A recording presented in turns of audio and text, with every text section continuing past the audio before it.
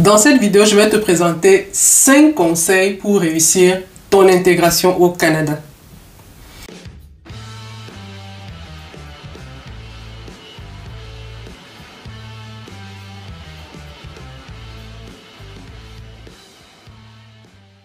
Salut, c'est Priscille, bienvenue sur la chaîne Réussir au Canada, la chaîne qui va te donner toutes les astuces pour réussir ton immigration et ton intégration au Canada. Dans cette vidéo, je vais te partager 5 conseils ou 5 piliers, ce que je considère comme les 5 piliers de la réussite au Canada. La liste n'est certainement pas exhaustive et je t'invite dans les commentaires à rajouter ce que j'aurais certainement oublié. Mais je dois dire que c'est vraiment les choses que j'ai observées chez ceux que je considère avoir réussi au Canada. Donc si tu veux réussir au Canada, c'est vraiment ces 5 piliers-là que tu devras implanter dans ton projet d'immigration au Canada. Le premier pilier pour réussir son intégration au Canada, c'est clairement la préparation. Il faut se préparer. Et quand je parle de se préparer, c'est faire un plan. Il faut clairement pouvoir répondre à la question pourquoi j'y vais, qu'est-ce que je vais y faire en termes d'études, en termes de métier, en termes d'emploi. Est-ce que j'y vais pour un projet d'entrepreneuriat? Est-ce que j'y vais juste pour suivre la masse? Il faut pouvoir se dire ça clairement. Et ça a l'air trivial, mais il y a beaucoup de personnes qui, une fois sur place, percutent que hey, j'ai immigré. Il y a des personnes qui font toute la procédure, font des tests, font les examens médicaux, font vraiment toute la procédure. Et c'est une fois à l'aéroport qu'elles réalisent que, mais attends, j'ai immigré, là, je suis en train d'immigrer. Et l'exercice de préparation dont je parle, c'est vraiment un exercice qui nous permet de gagner en temps. Parce que se préparer aussi, c'est prendre une longueur d'avance. Vous imaginez quelqu'un qui, à l'aéroport, percute que hey, je suis en train de partir, là, je suis en train d'immigrer. La personne n'a pas pris le temps de se préparer, de se poser les bonnes questions. Et une fois sur place, quand le moment de faire des choix va arriver, elle va souvent se retrouver en train de faire des choix qui ne sont certainement pas les moves qu'elle aurait fait si elle avait pris le temps de se poser. Le cas typique, c'est-à-dire elle arrive, elle se dit, ok, on recommande à tout le monde de repartir aux études. Elle embarque dans un programme.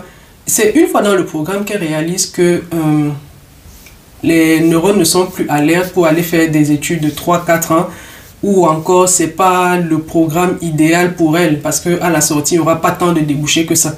Vous voyez, là, la personne va se retrouver en train de sortir d'un programme, embarquer dans un autre avec le risque aussi de décrocher dans ce programme-là.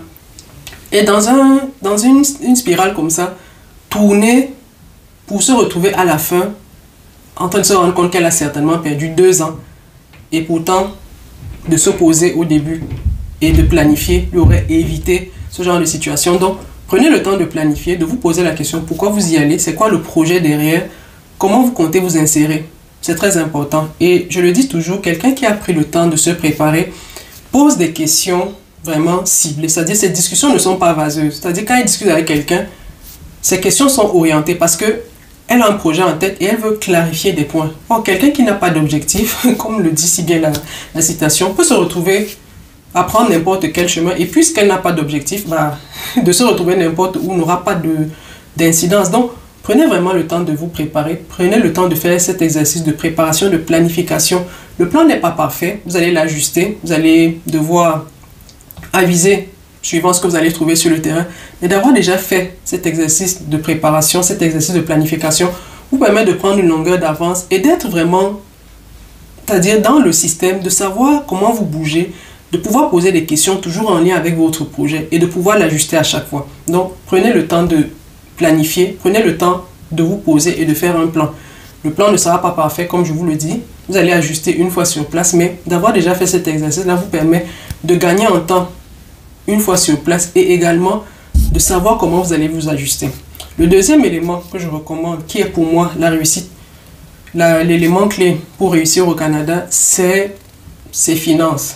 D'être vraiment pointu sur ses finances. Si vous n'êtes pas quelqu'un de discipliné financièrement, ça va être challengeant. Ça va être énormément challengeant. Et quand je parle de finances, c'est déjà non seulement au départ de pouvoir savoir ce que ça vous coûte de vivre ici, de pouvoir savoir ce que ça va vous prendre comme finance pour réaliser vos projets, comment ça marche ici le système, les cartes de crédit, les financements que les banques offrent, les prêts, tout ça. Donc, commencez déjà à vous faire une idée de comment ça marche, commencez déjà à vous renseigner sur ce que ça coûte. Vous savez, très souvent, dans les systèmes d'où on vient, il y a des éléments qui ne sont pas des piliers, comme je prends le cas typique des assurances, mais ici en Amérique du Nord, c'est assez compliqué de composer sans les assurances. Donc, il faut déjà se préparer mentalement à ces éléments-là qui font partie de la culture locale, c'est-à-dire les assurances, les cartes de crédit, savoir les bons côtés, les mauvais côtés, comment vous devez ajuster. Parce que beaucoup de personnes viennent en se disant non, je ne vais pas prendre de carte de crédit, je ne vais pas prendre les assurances, c'est de mauvaises choses. Et pourtant, quand vous êtes dans le système et que vous avez la bonne information, vous savez comment non seulement prendre ces produits-là à de meilleurs prix, mais également comment les utiliser dans votre intérêt. Donc, soyez vraiment près de vos finances, faites bien vos calculs, prenez le temps de toujours faire un budget pour vos dépenses. Si vous êtes en famille, réfléchissez toujours à chaque fois à ce que vous allez faire comme dépenses, à comment est-ce que vous allez vous ajuster pour réaliser vos projets, pour conserver une bonne cote de crédit. Ça, c'est très important. Quand je parle de bien se préparer sur le plan financier, je vous parle également de vous renseigner sur toutes les allocations, les subventions, les financements que le gouvernement peut mettre à votre disposition. Je prends le cas typique de la subvention pour les études de post-secondaire de vos enfants. Vous voyez, ça, c'est quelque chose qui est très intéressant. Si vos enfants sont encore en âge de les recevoir, c'est des comptes que vous allez ouvrir ici et vous allez les laisser capitaliser, les intérêts vont produire et à la fin, quand vos enfants iront pour leurs études postsecondaires, vous aurez déjà un pactole. Vous voyez, vous-même, en réussissant, vous garantissez aussi l'avenir de vos enfants, vous préparez l'avenir de vos enfants. Le troisième élément, le troisième pilier pour réussir au Canada, c'est clairement d'avoir une bonne stratégie d'emploi. Vous le savez déjà, chercher du travail en Amérique du Nord, c'est une véritable opération marketing, c'est une opération de branding. J'ai fait pas mal de vidéos là-dessus. Je vous invite à aller les regarder, mais de manière brève, ce que je pourrais dire sur ce point, c'est que optimisez des éléments comme votre CV, votre profil LinkedIn. Si vous n'avez pas l'habitude d'aller sur LinkedIn, allez sur LinkedIn, créez un profil qui est vraiment en lien avec ce que vous recherchez sur le plan professionnel. Rentrez en contact avec des personnes qui sont peut-être dans les entreprises que vous ciblez ou qui sont dans des positions ou dans des domaines qui vous intéressent. C'est dans la culture ici de connecter avec des personnes sur le plan professionnel sur LinkedIn, de les approcher. Je ne dis pas, je ne garantis pas que à 100% ça va marcher, mais il y a des personnes qui vous diront non. D'autres vous diront oui. Donc, capitalisez sur celles qui vont vous dire oui, posez des questions, nouez votre réseau, allez à des événements, rencontrer du monde, parler de votre projet, de ce que vous souhaitez faire sur le plan professionnel et vous savez, la magie opère, une porte peut s'ouvrir. Faites du bénévolat, c'est très apprécié ici. Fiscalement aussi, c'est un gros avantage.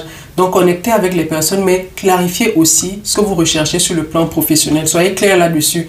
Est-ce que votre expérience précédente vous ouvre des portes ici? Allez regarder. Si vous pouvez également échanger avec un spécialiste des ressources humaines, quelqu'un qui est un conseiller en orientation, quelqu'un qui peut vous aider sur le plan de l'orientation professionnelle et des échanges de ce type-là où vous allez dire ce que vous avez fait précédemment dans votre pays d'origine et voir ensemble ce que vous pouvez, ce que vous avez comme ouverture une fois au Canada. Parce que l'idée, c'est pas de forcément recommencer à zéro. Tout le monde ne va pas repartir aux études.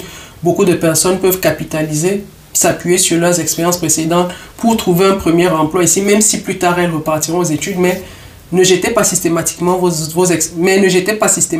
expériences professionnelles précédentes à la poubelle parce que vous vous dites que vous embarquez dans un milieu que vous ne connaissez pas, il faut toujours recommencer à zéro. Non, non.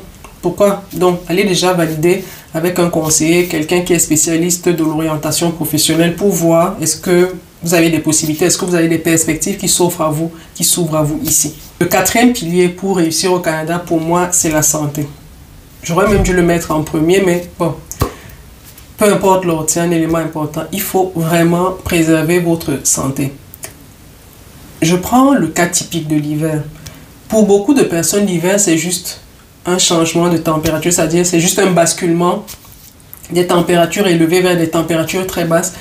Et beaucoup se disent que bon, à part se mettre bien au chaud, tout va aller. Il faut savoir que l'hiver, c'est une période très rude. C'est une période tellement rude, encore plus pour nous qui venons des pays où vraiment il y a du soleil, on est ensoleillé, on est sous les tropiques, c'est vraiment, il faut faire très attention. L'hiver, c'est une période tellement rude. J'ai l'habitude de dire qu'en hiver, on fait tout deux fois. C'est-à-dire que l'hiver même devrait avoir des journées de 48 heures. En hiver, vous vous habillez deux fois. C'est-à-dire vous portez votre vêtement et ensuite vous portez un manteau et peut-être une protection.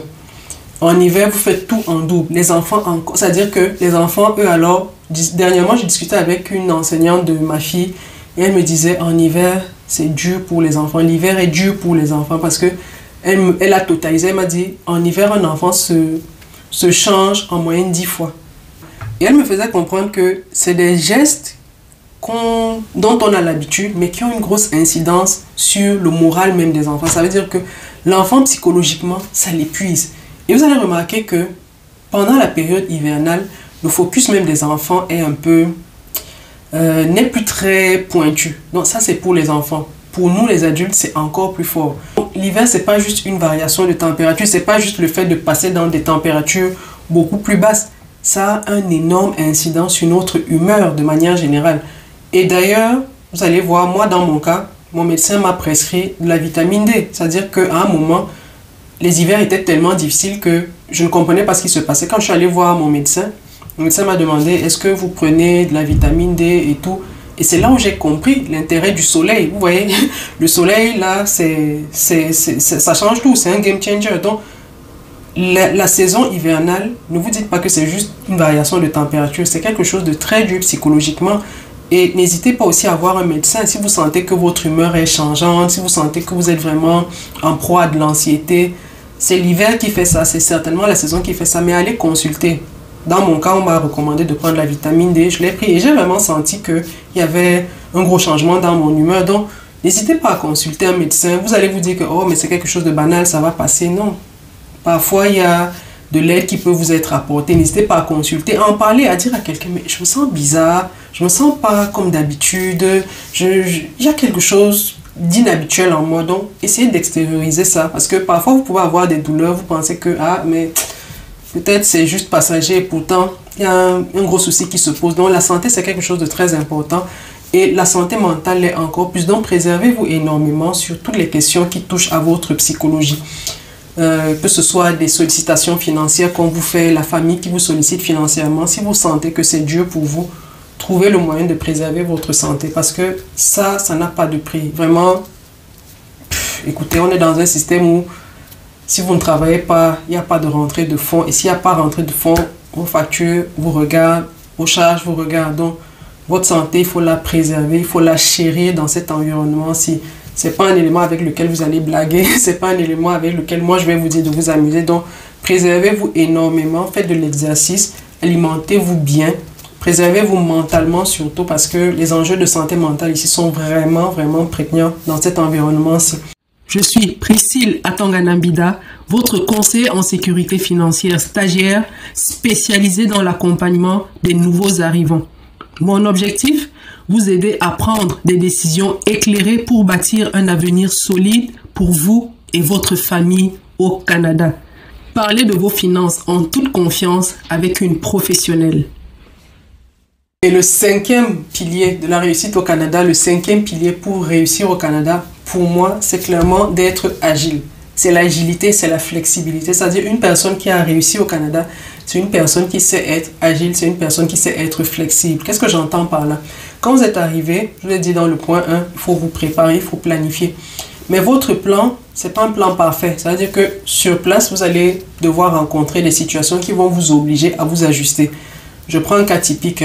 Vous arrivez, vous installez dans une ville et vous vous rendez compte que dans cette ville-là, professionnellement, ça n'avance pas.